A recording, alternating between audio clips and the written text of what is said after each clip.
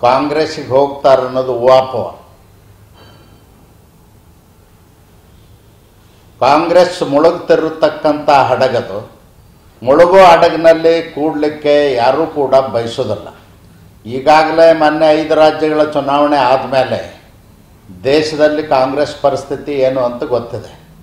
ಅಷ್ಟೇ ಅಲ್ಲದೇ ಇವತ್ತು ಇಂಡಿಯಾ ಒಕ್ಕೂಟತ್ತೇನು ಮಾಡ್ಕೊಂಡಿದ್ದಾರೆ, ಇಂಡಿಯಾ ಒಕ್ಕೂಟನಲ್ಲಿಯೂ ಕೂಡ ಮಲ್ಲಿಕಾರ್ಜುನ ಖರ್ಗೆ ಅವ್ರನ್ನ ಪ್ರಧಾನಮಂತ್ರಿ ಅಭ್ಯರ್ಥಿ ಅಂದಮೇಲೆ ಬಿರುಕು ಬಿಟ್ಟದ.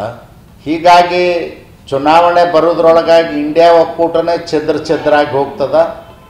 ಅಂಥ ಮುಳುಗ್ತಕ್ಕಂಥ ಪಕ್ಷಕ್ಕೆ, ಮುಳುಗ್ತಕ್ಕಂಥ ಸಂಘಟನೆಗೆ ಸೋಮಣ್ಣ ಅವರು ಹಿರಿಯ ರಾಜಕಾರಣಿ ಅನುಭವಿಗಳು ಹೋಗ್ಲಿಕ್ಕೆ ಸಾಧ್ಯ ಇಲ್ಲ ಅನ್ನೋದು ನನ್ನ ಅಭಿಪ್ರಾಯ.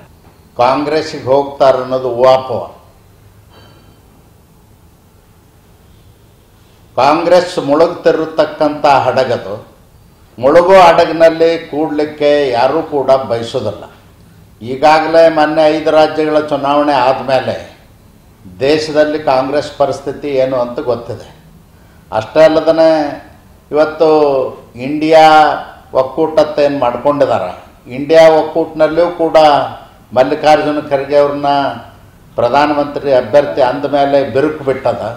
ಹೀಗಾಗಿ ಚುನಾವಣೆ ಬರೋದ್ರೊಳಗಾಗಿ ಇಂಡಿಯಾ ಒಕ್ಕೂಟನೇ ಛಿದ್ರಾಗಿ ಹೋಗ್ತದ. ಅಂಥ ಮುಳುಗ್ತಕ್ಕಂಥ ಪಕ್ಷಕ್ಕೆ, ಮುಳುಗ್ತಕ್ಕಂಥ ಸಂಘಟನೆಗೆ ಸೋಮಣ್ಣ ಅವರು ಹಿರಿಯ ರಾಜಕಾರಣಿ ಅನುಭವಿಗಳು ಹೋಗ್ಲಿಕ್ಕೆ ಸಾಧ್ಯ ಇಲ್ಲ ಅನ್ನೋದು ನನ್ನ ಅಭಿಪ್ರಾಯ.